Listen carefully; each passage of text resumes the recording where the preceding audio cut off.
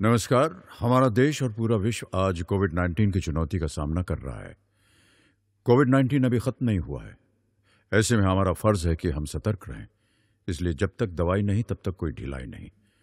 Corona से बचाव के लिए जरूरी है नियमित रूप से हाथ धोना, मास्क पहनना और आपस में उचित दूरी बनाए रखना। याद रखिए, 2 गज दूरी, मास्क है जरूरी। खांसी, बुखार या सांस लेने में कठिनाई होने पर हेल्पलाइन नंबर 1075 पर संपर्क करें। बच्चों नमस्ते। मैं मुकेश कुमार शर्मा, उच्च माध्यमिक शिक्षक, शासकीय उत्कृष्ट उच्चतर माध्यमिक विद्यालय क्रमांक 1 मुरार ग्वालियर से। आज अपन क्लास 12 जीव विज्ञान अध्याय 8 मानव स्वास्थ्य तथा रोग के बारे में रिवीजन करने जा रहे हैं। इसमें अपन पढ़ेंगे 8.1 मानव में सामान्य रोग, 8.2 प्रतिरक्षा। सबसे पहले अपन जानेंगे जीव विज्ञान क्लास 12 का एमपी बोर्ड का ब्लूप्रिंट। इस ब्लूप्रिंट में अपन जानेंगे यूनिट 3 मानव कल्याण में जीव विज्ञान में से कितने अंक के प्रश्न पूछे जाते हैं और किस प्रकार के प्रश्न पूछे जाते हैं। तो अपन देखते हैं, जैसा कि अपन स्क्रीन पे देख रहे हैं कि इस यूनिट से कुल 14 अंक के क्वेश्चन पूछे जाते हैं, जिसमें वस्तुनिष्ठ प्रकार के मतलब एक एक अंक के 4 क्वेश्चन पूछे जाते हैं और 2 अंक का 1 और 3 अंक का 1 भी नहीं, 4 अंक के 2 क्वेश्चन, 5 अंक, 6 अंक और 7 अंक के कोई भी क्वेश्चन नहीं पूछे जाते। इस प्रकार से इसमें से वस्तुनिष्ठ और 2 अंक वाले और 4 अंक वाले क्वेश्चन पूछे जाते हैं। इस प्रकार से कुल 3 प्रकार के प्रश्न इसमें से पूछे जाते हैं। ठीक है, तो सबसे पहले अपन देखेंगे कि इसमें से कैसे कैसे क्वेश्चन बन सकते हैं। उसके आधार पर अपन उनके जवाब जानने की कोशिश करेंगे कि अपन को क्या पूछा जाए तो किस प्रकार से लिखना चाहिए। आमतौर पर स्वास्थ्य क्या है, इस प्रकार का प्रश्न आमतौर पर पूछा नहीं जाता, लेकिन अगर इस बात को अपन नहीं जानेंगे तो आगे की बात कैसे समझेंगे, पूरे चैप्टर को कैसे समझेंगे। तो अपन जाने स्वास्थ्य का अर्थ मात्र रोग की अनुपस्थिति अथवा शारीरिक स्वस्थता नहीं है। इसे पूर्ण रूपेण शारीरिक, मानसिक और सामाजिक स्वास्थ्य के रूप में परिभाषित किया जा सकता है। अच्छा स्वास्थ्य बनाए रखने के उपाय, ये प्रश्न पूछा जा सकता है। अच्छा स्वास्थ्य बनाए रखने के क्या क्या उपाय हैं? तो अच्छा स्वास्थ्य बनाए रखने के लिए संतुलित आहार, व्यक्तिगत स्वच्छता और नियमित व्यायाम बहुत महत्वपूर्ण है। शारीरिक और मानसिक स्वास्थ्य पाने के लिए अति प्राचीन काल से योग का अभ्यास किया जाता रहा है। रोग और शरीर के विभिन्न प्रकारों पर उनके प्रभाव के बारे में जागरूकता, संक्रामक रोगों के प्रति टीकाकरण, अपशिष्टों का समुचित निपटान, रोग वाहकों का नियंत्रण एवं खाने और पानी के संसाधनों का स्वच्छ रखरखाव अच्छे स्वास्थ्य के लिए आवश्यक है। तो अपन को पता चला कि किस प्रकार से हम अच्छा स्वास्थ्य बनाए रख सकते हैं। अब अपन जानेंगे रोग क्या होता है, रोग किसे कहते हैं। जब शरीर के एक या अधिक अंगों या तंत्रों के कार्यों पर प्रतिकूल प्रभाव पड़ता है और विभिन्न प्रकार के चिन्ह और लक्षण प्रकट होते हैं तो हम कहते हैं हम स्वस्थ नहीं हैं, अर्थात हमें रोग हो गया है। तो अपन इसका जवाब दे सकते हैं रोग क्या है, इसका जवाब नहीं समझ में आ गया है। अब बात करेंगे अपन रोगों के प्रकार की। तो रोगों को आमतौर पर 2 भागों में बांटा गया है, संक्रामक रोग और असंक्रामक रोग। सबसे पहले अपन जानेंगे संक्रामक रोग किसे कहते हैं। ऐसे रोग जो एक व्यक्ति से दूसरे व्यक्ति में आसानी से संचरित हो सकते हैं उन्हें संक्रामक रोग कहते हैं, जैसे कि एड्स। जबकि असंक्रामक रोग क्या है? ऐसे रोग जो एक व्यक्ति से दूसरे व्यक्ति में नहीं पहुंच सकते या इनका संक्रमण नहीं होता, ऐसे रोगों को अपन असंक्रामक रोग कहते हैं, जैसे कि कैंसर। अब अपन जानेंगे मानव में सामान्य रोग।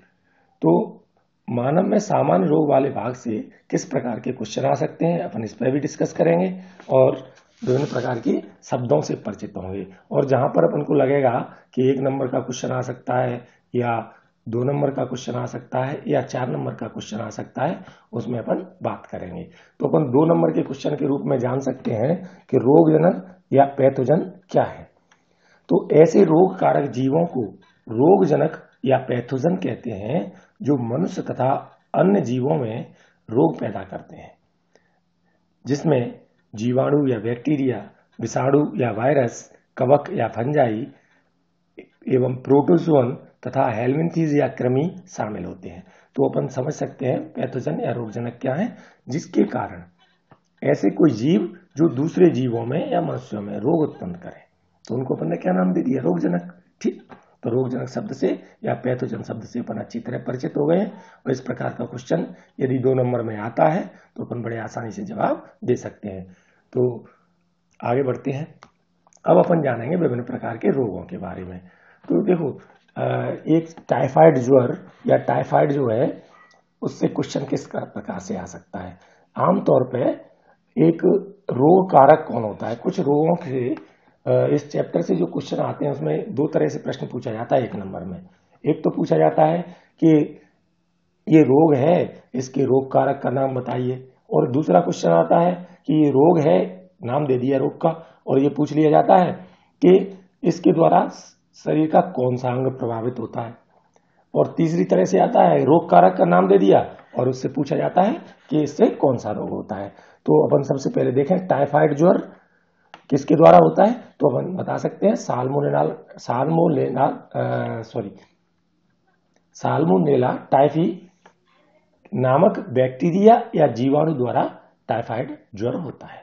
कभी कभी ऐसा भी पूछा जाता है कि निम्न में से कौन सा रोग जीवाणु के द्वारा होता है या विषाणु के द्वारा होता है या हेलमिंथेस के द्वारा होता है या प्रोटोजोआ के द्वारा होता है। तो कई प्रकार से क्वेश्चन इसमें से बनता है। तो अपन को पता चल गया टाइफाइड ज्वर साल्मोनेला टाइफी नामक जीवाणु या बैक्टीरिया के द्वारा होता है। ठीक, यह रोगजनक आमतौर से संदूषित भोजन और पानी द्वारा छोटी आंत में घुस जाता है। देखो यहाँ पे अपन को पता चला कि ये आम इस तरह से भी क्वेश्चन आता है कि रोग का नाम दे दिया और पूछा जाता है ये रोग किस प्रकार से फैलता है। तो अपन को पता चला कि संदूषित भोजन और पानी द्वारा ये रोग फैलता है, या टाइफाइड ज्वर संदूषित भोजन और पानी के द्वारा फैलता है। और ये किसको प्रभावित करता है, तो आमतौर पर जवाब क्या हो गया इसका कि ये छोटी आंत को प्रभावित करता है। और उसके बाद ये कहाँ ट्रांसफर होता है, फिर छोटी आंत में घुस जाने के बाद इसका रोगजनक जो है या पैथोजन जो है वो कहाँ पहुंचता है, रक्त द्वारा शरीर के अन्य अंगों में पहुंच जाता है। इस रोग के कुछ सामान्य लक्षण, तो रोग के लक्षण भी पूछे जा सकते हैं। तो अपन बता सकते हैं कि इसमें लगातार उच्च ज्वर, कमजोरी, आमाशय में पीड़ा, कब्ज, सिर दर्द और भूख न लगना आदि इसके लक्षण हैं। तो 2 नंबर में भी ये क्वेश्चन आ सकता है, टाइफाइड ज्वर क्या है और इसके लक्षण बताइए। तो इतनी बात अपन 2 नंबर के क्वेश्चन में भी जवाब दे सकते हैं। अब इसके अन्य प्रभावों में अपन देख सकते हैं, गंभीर मामलों में इसके द्वारा आंत्र में छेद और मृत्यु भी हो सकती है। टाइफाइड ज्वर की पुष्टि बिडाल परीक्षण से हो सकती है। मतलब एक क्वेश्चन यहाँ से भी बन सकता है कि टाइफाइड ज्वर के लिए कौन सा परीक्षण किया जाता है, या इस प्रकार से दे दिया जाएगा कि निम्न बिडाल परीक्षण किस प्रकार के रोग का परीक्षण करने में उपयोग किया जाता है। तो इस प्रकार से अपन इसका जवाब दे सकते हैं। एक यहाँ पे मैरी मेलोन के नाम से भी क्वेश्चन आ सकता है। जैसे पूछा जाएगा कि मैरी मेलोन नाम उपनाम से किस रोग को जाना जाता है। तो यहाँ पर मैरी मेलोन या इसके बारे में अपन बता सकते हैं। तो आयुर्विज्ञान में एक चिर प्रतिष्ठित मामला मैरी मेलोन, जिनको उपनाम टाइफाइड मैरी का है, इस नाम से भी जानते हैं। यह पेशे से एक रसोइया थी और जो खाना बनाने का काम करती थी।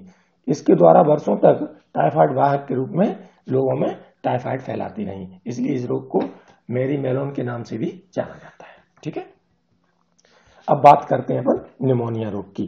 तो फिर वही क्वेश्चन बनेंगे इसमें से, निमोनिया रोग का रोग कारक क्या है या पैथोजन क्या है, और इसके द्वारा मनुष्य का कौन सा अंग प्रभावित होता है, यह बैक्टीरिया जनित है या वायरस जनित है। इस प्रकार से क्वेश्चन आ सकते हैं और इसके क्या लक्षण हैं। तो निमोनिया रोग स्ट्रेप्टोकोकस न्यूमोनी और हीमोप्लस इन्फ्लुएंजी जैसे जीवाणु या बैक्टीरिया द्वारा फैलता है। इस रोग में फुफ्फुस के वायुकोष्ठ संक्रमित हो जाते हैं। मतलब अपन जवाब दे सकते हैं कि इस रोग द्वारा मनुष्य के लंग्स या फेफड़े प्रभावित होते हैं। संक्रमण के फलस्वरूप मतलब निमोनिया के संक्रमण के फलस्वरूप वायुकोष्ठों में तरल भर जाता है, जिसके कारण सांस लेने में गंभीर समस्याएं पैदा हो जाती हैं। ज्वर, ठिठुरन, खांसी और सिरदर्द आदि निमोनिया के लक्षण हैं। तो इसके लक्षण भी अपन को पता चल गए, तो इसके लक्षण भी पूछे जाए तो वो भी अपन बता सकते हैं।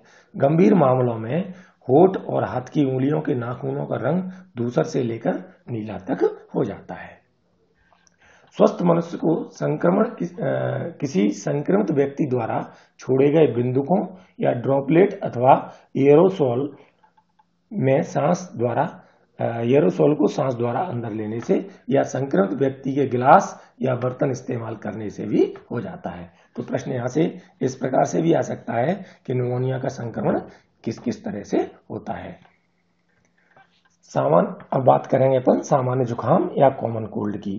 तो यह कॉमन कोल्ड या सामान्य जुकाम जो है वो विषाणु जनित रोग है। अब अभी अपन ने बात की थी जो जीवाणु जनित रोग थे, अब अपन विषाणु या वायरस द्वारा होने वाले रोग की बात कर रहे हैं। तो कॉमन कोल्ड विषाणुओं का जो होता है, विषाणुओं का एक समूह नासा विषाणु या राइनो वायरस का है, जो मनुष्य में सबसे ज्यादा संक्रामक रोग जैसे सामान्य जुकाम फैलाता है।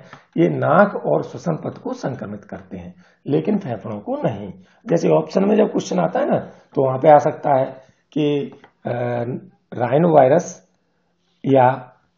वायरस के संक्रमण से या कॉमन कोल्ड में निम्न में से कौन कौन से अंग प्रभावित होते हैं या निम्न में से कौन सा अंग प्रभावित नहीं होता है। तो यदि प्रभावित नहीं होता है और उसमें फेफड़े का नाम है, तो अपन को याद रखना है कि फेफड़े या लंग्स कॉमन कोल्ड में प्रभावित नहीं होते, उसमें नाक और श्वसन पथ संक्रमित होते हैं। सामान्य जुकाम के अभिलक्षण, इसमें नेजल कंजेशन या नासी संकुलता और आश्राव मतलब नाक का बहना, कंठदाह, स्वर रुक्षता अर्थात फटी आवाज, खांसी, सिर दर्द, थकावट आदि जो प्राय 3 से 7 दिन तक रहते हैं, इसके सामान्य लक्षण होते हैं। संक्रमित व्यक्ति की खांसी या छींकों से निकले बिंदुक जब स्वस्थ व्यक्ति द्वारा सांस लेने पर अंदर जाते हैं अथवा संक्रमित व्यक्ति के पेन, किताबों, प्यालों, दरवाजे की मूठों, कंप्यूटर के कीबोर्ड या माउस जैसी संदूषित वस्तुओं के संपर्क में जब कोई स्वस्थ व्यक्ति आता है तो उसे भी संक्रमण हो सकता है। आजकल जो कोरोना वायरस चल रहा है वो भी वायरस जनित रोग है।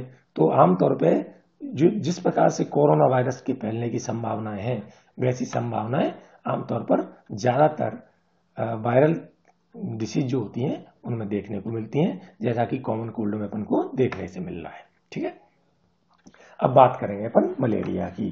तो मलेरिया में भी वही क्वेश्चन हो सकते हैं 1-1 नंबर के, और इसमें 4 नंबर का क्वेश्चन भी हो सकता है।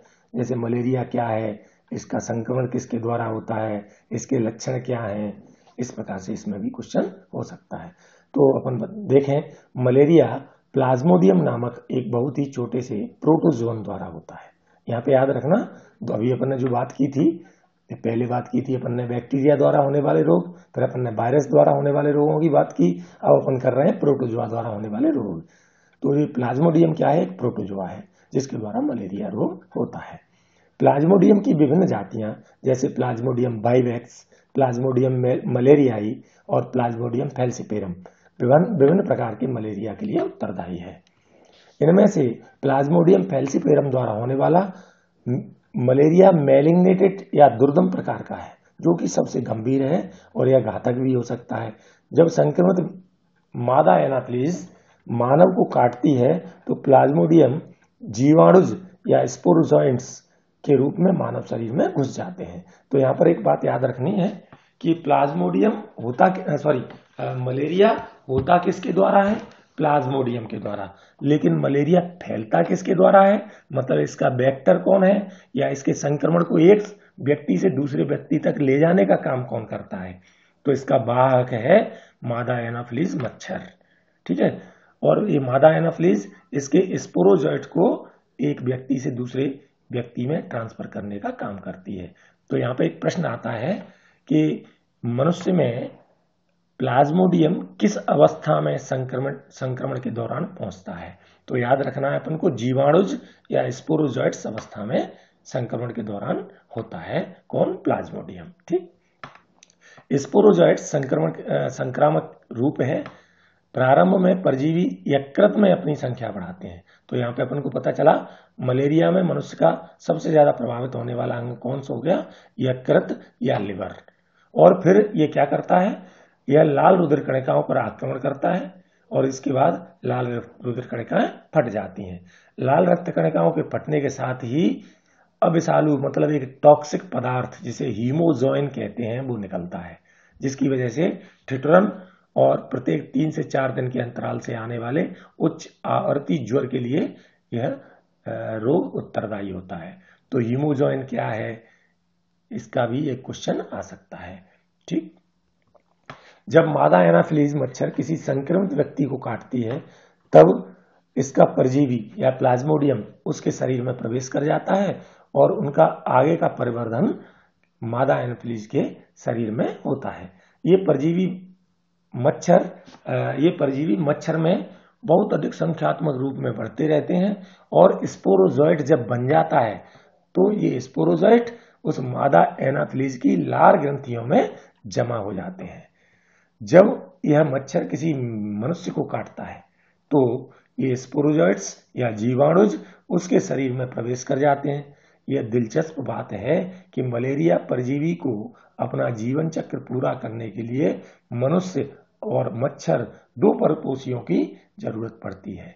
यहाँ पे भी एक क्वेश्चन आ जाता है, ऐसे कोई ऑप्शनल क्वेश्चन आ गया और 4 परजीवियों के नाम दे दिए और पूछ लिया गया कि इनमें से ऐसे परजीवी का नाम बताइए जो 2 परपोषियों में अपना जीवन चक्र पूरा करता है। तो उसका जवाब हो जाएगा मलेरिया परजीवी या प्लाज्मोडियम। ठीक है, तो मादा, अब आगे जानते हैं अपन, मादा एनाफिलीज इसमें रोगवाहक अर्थात रोग का संचरण करने का काम करता है, इसको याद रखना है। जहां पे अपन ने बात की, अभी सबसे पहले बात की अपन ने किसकी, बैक्टीरिया द्वारा होने वाले रोग। फिर उसके बाद बात की अपन ने क्या नाम है, वायरस द्वारा होने वाले रोग। अब अपन बात कर रहे हैं प्रोटोजोन द्वारा होने वाले रोग, जिसमें एक प्रोटोजोआ है एंटमीबा हिस्टोलिट का। एंटमीबा हिस्टोलिट का जो है मानव की बृहत में पाए जाने वाले परजीवी हैं जो अमीबेसिस या अमीबी अतिसार या अमीबता नामक रोग के लिए उत्तरदायी हैं। इसके कारण कोष्ठबद्धता या कब्ज, उदरीय पीड़ा और पेट में ऐंठन इस प्रकार से अत्यधिक, और इसके साथ अत्यधिक श्लेष या म्यूकस युक्त मल और रक्त के थक्के वाला मल इस रोग के लक्षण हैं। घरेलू मक्खियां इस रोग की शारीरिक वाहक हैं। जिस प्रकार से मलेरिया में अपन क्या देख रहे थे, मच्छर वाहक था, लेकिन मच्छर के शरीर में जाता है वो, लेकिन यहाँ पे क्या होता है, मक्खियों के शरीर के ऊपर ये चिपक जाते हैं। चिपकने के बाद एक जगह से दूसरी जगह संक्रमण करते हैं। तो अपन ने क्या देखा, घरेलू मक्खियां इस रोग की शारीरिक वाहक हैं, मतलब शरीर से चिपक जाता है, जो परजीवी को संक्रमित व्यक्ति के मल से खाद्य पदार्थों तक ले जाकर उन्हें संदूषित कर देती हैं। कभी तो अपन कहते हैं कि मक्खियां भिनभिना रही हैं, मक्खियां बैठी हुई हैं, ऐसा भोजन मत करो। उससे क्या होता है, इस प्रकार के रोग कारक अपने शरीर में या पैथोजन अपने शरीर में पहुंचते हैं। तो मल पदार्थ द्वारा संदूषित पेयजल और खाद्य पदार्थ संक्रमण के प्रमुख स्रोत होते हैं। हाँ, तो अपन बात करेंगे गोलकृमियों द्वारा होने वाले रोग। तो सामान्य गोलकृमि जैसे एस्करिस है, फाइलेरिया कृमि है, बाउचेरिया है, कुछ ऐसे कृमि हैं जो मनुष्य के लिए रोगजनक या पैथोजन होते हैं। आंत्र परजीवी या एस्केरिस से एस्केरिस्ता या एस्केरिसिस नामक रोग होता है। आंतरिक रक्तस्राव, पेशीय पीड़ा, ज्वर, अरक्तता और आंत्र का अवरोध इस रोग के लक्षण हैं। तो यहाँ से 1 नंबर का क्वेश्चन जो हो सकता है वो क्या होगा कि एस्केरिसिस या एस्केरिस्ता किसके द्वारा होती है। तो अपन ऑप्शन के द्वारा भी, खाली स्थान में भी, या जोड़ियों के रूप में भी प्रश्न आ सकता है। तो गोलकृमि भी इसका जवाब हो सकता है, और नाम के रूप में भी एस्केरिस आता है तो वो भी अपन जवाब दे सकते हैं। ठीक है, इस परजीवी के अंडे संक्रमित व्यक्ति के मल के साथ बाहर निकल आते हैं और मिट्टी, जल, पौधे आदि को संदूषित कर देते हैं। स्वस्थ व्यक्ति में यह संक्रमण संदूषित पानी, साग सब्जियों, फलों आदि के सेवन से होता है। इसीलिए तो अपन बात करते हैं कि अपन को स्वच्छ रहना चाहिए। अपन सामुदायिक स्वच्छता, व्यक्तिगत स्वच्छता की बात क्यों करते हैं? क्योंकि अपन को पता चलता है इस प्रकार के रोग, कई प्रकार के रोग जो हैं संदूषित जल, भोजन, मिट्टी, इनके द्वारा फैलते हैं। अब बात करेंगे अपन बाउचेरिया या बाउचेरिया ब्रैंकोप्टाई और बाउचेरिया मेलाई के बारे में। इसके द्वारा जो है फाइलेरियसिस नामक रोग या एलिफेंटेसिस नामक रोग होते हैं, उनके बारे में अपन बात करेंगे। तो बाउचेरिया ब्रैंकोप्टाई और बाउचेरिया मेलाई ऐसे फाइलेरियाई कृमि हैं जिनके कारण अंगों में प्राय अर्धपाद की लसिका वाहिकाओं, लिम्फेटिक वेसल्स में धीरे धीरे बढ़ने वाला दीर्घकालिक शोथ हो जाता है। ये कृमि इन अंगों में कई वर्षों तक रहते हैं। यह रोग हस्तिपाद या हाथीपांव या स्लीपद या एलिफेंसियसिस अथवा फाइलेरिया या फाइलेरियसिस कहलाता है। जननिक अंग भी अक्सर इस रोग से प्रभावित होते हैं और इनकी वजह से बड़ी भारी विरूपताएं आ जाती हैं। रोग वाहक मादा मच्छर, देखो अपन को पता चला इस रोग का वाहक कौन है? मादा मच्छर। जब किसी स्वस्थ व्यक्ति को काटती है तो रोगजनक उस व्यक्ति के शरीर में संचरित हो जाते हैं। अब बात करेंगे अपन रिंगवर्म या दाद की। अब देखो, अब अपन एक नए प्रकार के रोगजनक या पैथोजन के बारे में जानने वाले हैं, जो है जिसको अपन कवकों के नाम से जानते हैं या फंजाई के नाम से जानते हैं। रिंगवर्म या दाद माइक्रोस्पोरम, ट्राइकोफाइटोन और एपिडर्मोफाइटोन आदि वंश के अनेक कवक द्वारा होता है। यह संक्रामक रोग मनुष्यों में बहुत ही सामान्य है। शरीर के विभिन्न भागों जैसे त्वचा, नाखून, सिरोबल्क या सिर की स्कैल्प मसल पर इसमें क्या हो जाती है? सूखी हो जाती है और सल की विच्छतियां मतलब स्केली लीजन इस रोग के प्रमुख लक्षण हैं। इन विच्छतियों में तेज खुजली होती है। ऊष्मा और नमी इन कवकों को त्वचा के बलनों मतलब जो फोल्ड होते हैं जैसे कि ग्रोइन अथवा पाद अंगुलियों के बीच पनपने में मदद करती है। दाद आमतौर पर मिट्टी से या संक्रमित व्यक्तियों के तौलिए, कपड़े या कंघे तक का प्रयोग करने से हो जाता है। अनेक संक्रामक रोगों के निरोध और नियंत्रण के लिए व्यक्तिगत तथा जन स्वच्छता बनाए रखना बहुत महत्वपूर्ण है। अब बात आती है किसकी? कि इस प्रकार के संक्रामक रोगों से बचने के उपाय। तो एक प्रश्न 4 नंबर में हो सकता है, विभिन्न प्रकार के संक्रामक रोगों से बचने के लिए क्या क्या उपाय किए जाने चाहिए?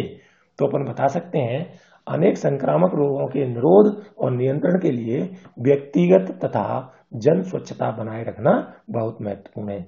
व्यक्तिगत स्वच्छता से शरीर को साफ रखना, पीने के लिए साफ पानी, खाना, साग सब्जियों, फल आदि का सेवन शामिल है। जन स्वास्थ्य में अपशिष्ट पदार्थ और मलमूत्र उत्सर्ग का समुचित निपटान, जलाशयों, कुंडों और मलकुंडों और तालाबों की समय समय पर सफाई और विसंक्रमण तथा जन खान पान प्रबंध में स्वच्छता के मानक का पालन करना चाहिए।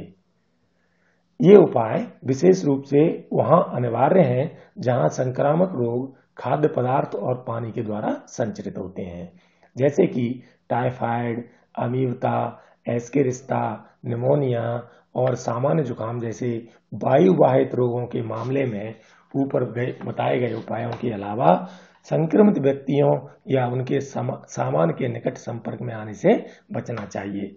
देखो, अभी जो अपन बात कर रहे हैं जैसे वायु के द्वारा संक्रमण, वायु वाहित रोग या वायु के द्वारा संक्रमित होने वाले रोग, ये सबसे खतरनाक पोजीशन होती है।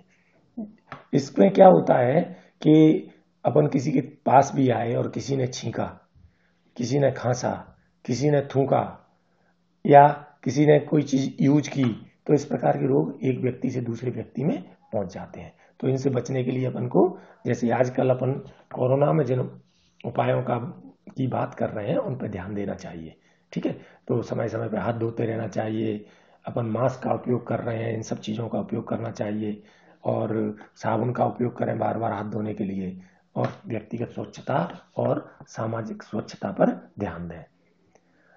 और कीट रोग वाहकों के द्वारा संचरित होने वाले रोगों के बारे में अपन को किस प्रकार से बचना है आगे जानते हैं।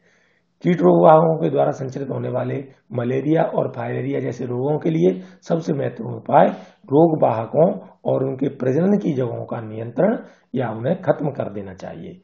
तो जैसे मच्छर को कौन लेके जाता है, जो मलेरिया है, फाइलेरियासिस है, इनको कौन, इनके पैथोजेंस को कौन एक जगह से दूसरी जगह ले जाता है, इनको रोकने के लिए और उनकी जो प्रजनन की जगह है उनके नियंत्रण के हमें उपाय करने चाहिए।